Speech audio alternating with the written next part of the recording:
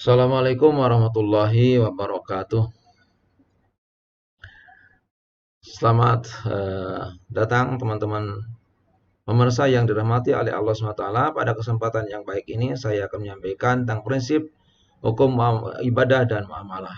Prinsip hukum ibadah yang pertama adalah kita fokus kepada Allah, hanya menyembah kepada Allah Subhanahu wa taala dan tidak menduakan Allah Subhanahu wa taala. Iyyaka na'budu wa iyyaka nasta'in, hanya kepadamu kami menyembah dan hanya kepadamu kami mohon pertolongan. Disinilah kemudian ibadah yang dilakukan itu tidak boleh menduakan Allah Subhanahu wa taala dengan yang lainnya. Itu yang pertama. Yang kedua, bahwa ibadah itu harus ikhlas karena Allah Subhanahu wa taala.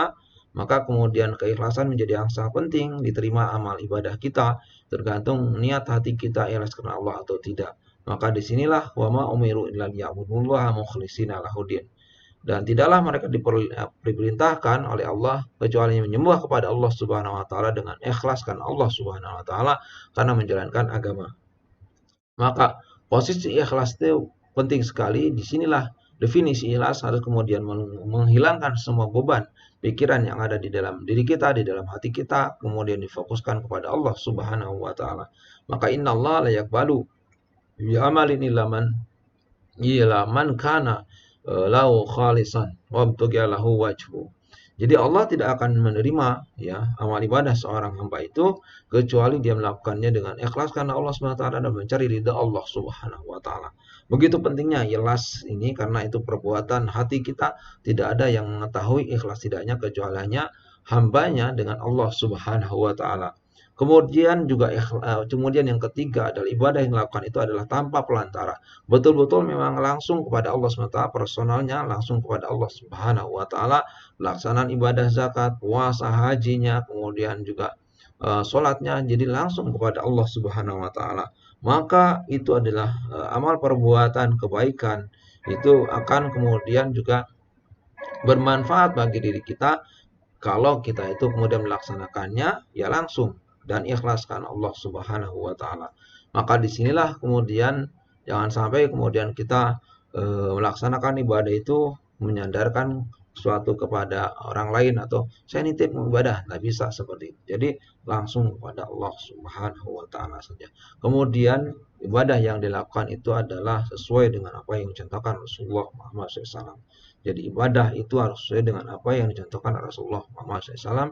Sallu kama ra'aitumuni usolli. Salatlah kamu seperti kalian melihat salatku. Betul-betul memang dilaksanakan sesuai dengan apa yang dicontohkan Rasulullah Muhammad SAW. Seperti dalam pelaksanaan salat, zakat, puasa, haji, ya itu betul-betul sesuai dengan apa yang dicontohkan Rasulullah Muhammad SAW.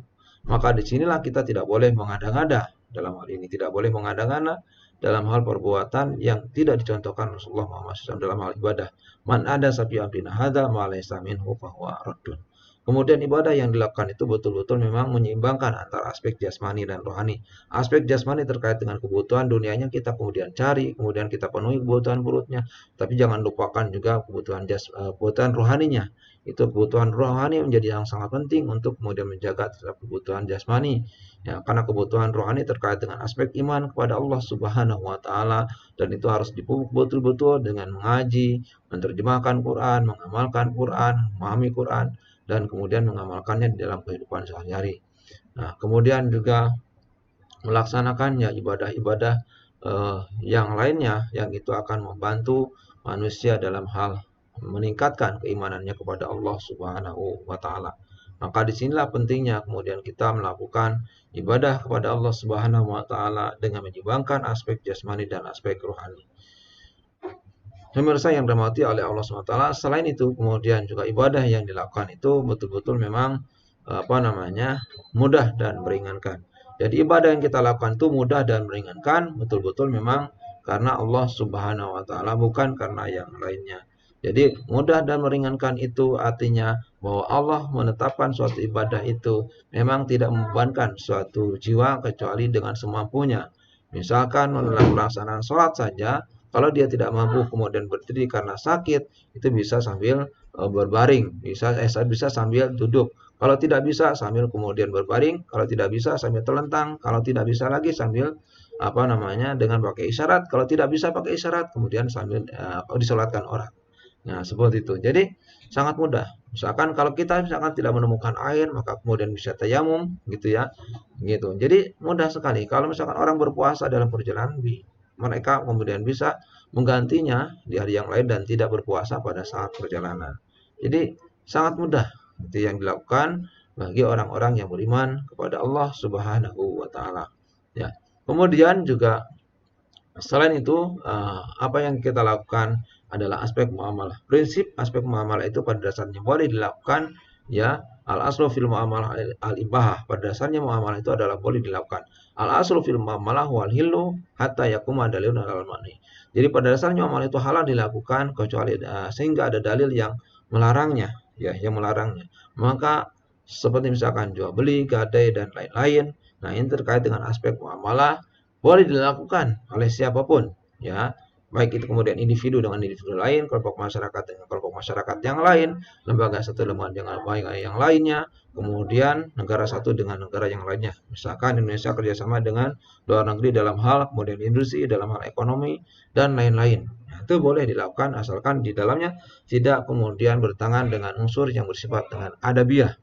Maka dalam hal ini muamalah itu ada yang disebut dengan adabiah. Adabiah itu aturan-aturan dalam hal prinsip muamalah.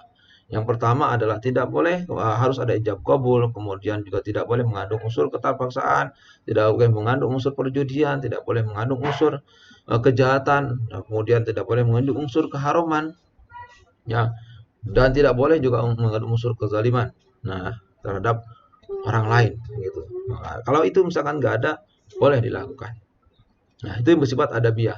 Yang kedua bersifat madiyah, bahwa muamalah yang dilakukan itu adalah bersifat madiyah. Artinya ada aspek-aspek kemudian aktivitas yang dilakukan oleh manusia terkait dengan interaksi dengan manusia seperti masalah jual beli, gadai, ariyah, hutang piutang, pinjam minjam, hadiah, kemudian hibah, kemudian ijarah, kemudian juga muzara'ah, murabahah, ya, kemudian juga mudharabah, ya, sewa menyewa, ya, dan lain-lain terkait dengan aspek-aspek muamalah.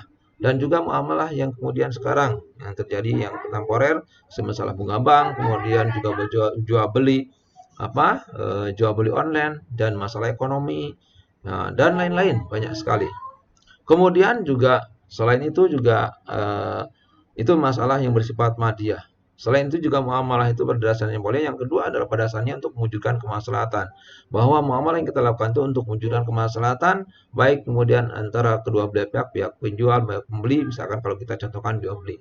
Semuanya kemudian saling membutuhkan dan mendapatkan kebaikan-kebaikan dalam muamalah itu.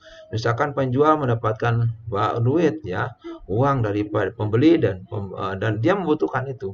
Kemudian juga pihak pembeli juga membutuhkan barang dan dia mau untuk membeli itu. Maka disinilah aspek yang ketiga bahwa muamalah itu suka sama suka antara radin minkum, ya, suka sama suka. Selain itu juga muamalah yang dilakukan itu tidak menghindari intervensi yang dilarang oleh agama. Di mana kemudian setiap orang tidak boleh mempengaruhi orang lain untuk menjual barangnya kepada orang lain. Ya, untuk menjual kepada barangnya kepada yang lainnya. Misalkan saya punya barang, saya kemudian jual barang itu kepada si A dengan harga 10 juta, maka kemudian tidak boleh si B mempengaruhi saya untuk kemudian itu murah, itu harga 10 juta dengan saya bisa 20 juta. Tidak boleh seperti itu. Ya, karena sudah jadi dengan saya dengan pihak si A. Nah, di sini tidak boleh adanya unsur intervensi. Kenapa? Untuk mencegah terjadinya sesuatu yang tidak diinginkan, ketidakbaikan dalam hal muamalah. Maka ini harus dihindari. Kemudian juga menghindari eksploitasi kezaliman-kezaliman yang itu kemudian akan merugikan salah satu dari kedua pihak, atau misalkan merugikan masyarakatnya. Misalkan seorang melakukan pengeboran tambang minyak atau gas, batu bara dan lain-lain. Dan itu harus memperhatikan aspek-aspek yang lain. Kalau itu kemudian dilakukan secara berlebih-lebihan, ya, dengan unsur keserakahan diri kita, maka kemudian akan mencelakakan banyak orang, ya, yang ada di sekitarnya. Kalau itu dilakukan secara berlebih-lebihan, maka disinilah kemudian eksploitasi bisa diartikan dengan kezaliman, ya, dengan kezaliman. Walaupun itu kemudian murid kita itu adalah karena ya saya melaksanakannya dan itu punya saya, misalkan hak prerogatif saya, tapi harus memperhatikan aspek-aspek yang lainnya. Nah, disinilah kemudian aspek muamalah itu betul-betul harus menghindari eksploitasi ya yang dilarang oleh agama. Kemudian juga selain itu juga menetapkan harga komoditif, artinya harga yang wajar, harga yang lumrah. Dalam hal ini tidak boleh kemudian juga menaikkan harga yang spekulah, yang langsung jadi gitu spontan dan mendapatkan penjual mendapatkan keuntungan yang saat tanpa kemudian perhatikan kepada pihak pembelinya. Misalkan seorang melakukan penimbunan barang dan supaya kemudian harganya tinggi, dia timbun barang tersebut. Nah, ketika kemudian harga barang itu dan tidak ada di lapangan dan masyarakat membutuhkan barang tersebut dan kemudian harga barang menjadi naik melambung tinggi, maka dia keluarkan barang tersebut. Nah, tidak boleh seperti itu. Ya, jadi betul-betul wajar ya, tetapkan harga yang wajar, tidak boleh melakukan melakukan aspek penimbunan terhadap barang tersebut. Kemudian juga selain itu juga dalam hal melakukan muamalah itu dilakukan selain suka sama suka tadi, menghindari eksploitasi, kemudian menghindari juga intervensi dan juga menghindari eksploitasi ya, suka sama suka dan juga muncul kemaslahatan, juga muamalah yang kita lakukan itu adalah selain itu juga yang aspek yang selanjutnya adalah jujur ya, jujur dan amanah. Artinya pihak penjual, pihak pembeli dalam hal masalah jual beli itu betul-betul jujur dua-duanya dan tidak boleh kemudian melakukan penipuan atau melakukan juga kebohongan ya. Dalam hal ini pembeli jangan sampai berbohong kepada penjual atau penjual jangan juga berbohong kepada pembeli dengan menipu barang tersebut antara barang yang antik, barang yang bagus, berdasarkan tiruan begitu ya. Begitu juga pembeli, dia ngambil barang, dia ngambil barang atau ngambil sesuatu yang kemudian dia katakan harusnya kemudian dia katakan itu 5 tapi kemudian dia sebutkan 2 kepada pihak penjual. Nah, itu adalah berbohong. Nah, disinilah harus menghindari itu. Nah, kemudian juga selain jujur dan amanah juga memberikan kelenturan ya, kelenturan dan toleransi ya, di mana kemudian pihak penjual ya kemudian juga memberikan toleransi kepada pihak pembeli, silahkan dibeli barang tersebut ya semampunya dan juga kalau mau silahkan dibeli, kalau tidak ya tidak usah. Nah, begitu. Dan silakan dipilih-pilih. Dari mana kemudian seorang pembeli menjadi seorang raja di sini boleh memilih barangnya dan dia akan beli barang tersebut kalau dia tahu barang tersebut adalah bagus atau tidak. Begitu ya. Nah, disinilah dan pihak pembeli juga harus tahu bahwa ketika sudah memilih barang tersebut, kalau membeli ya beli, kalau tidak kemudian dibereskan lagi. Jangan sampai kemudian sudah dipilih-pilih dirusak begitu plastiknya, kemudian tidak dimasukin lagi. Nah, itu yang tidak baik sebenarnya. Nah, disinilah aspek muamalah yang kita lakukan itu betul-betul menghadirkan ya sesuatu aspek bagian dari ibadah kepada Allah juga begitu ya. Betul-betul kemudian menjalin hubungan kasih dan sayang dengan sesama manusia, dengan berbagi ya. Maka kemudian disinilah aspek muamalah menjadi hal yang sangat penting untuk kehidupan kita semuanya. Nah, oke, pemirsa yang dirahmati oleh Allah SWT terkait dengan aspek muamalah, aspek ibadah tadi sudah saya jelaskan dan disinilah yang saya sampaikan adalah aspek ibadah itu adalah ada tujuannya. Orang melaksanakan ibadah tadi saya sampaikan, orang melaksanakan ibadah itu adalah supaya ingat kepada aspek rohani, yang kedua juga supaya ingat kepada aspek akhirat. Maka karena dia tidak akan bisa hidup selamanya ya, dia akan kemudian kembali kepada Allah Subhanahu wa taala. Nah, interaksi muamalah juga sangat penting dan banyak hikmah yang kemudian didapatkan di mana kemudian untuk pertama adalah bisa menimbulkan silaturahim, saling menyayangi, saling kemudian membantu antara satu dengan yang lainnya. Oke, terima kasih teman-teman yang dirahmati oleh Allah SWT. Mungkin hanya ini video singkat dari saya. Mudah-mudahan ada manfaatnya. Assalamualaikum warahmatullahi wabarakatuh.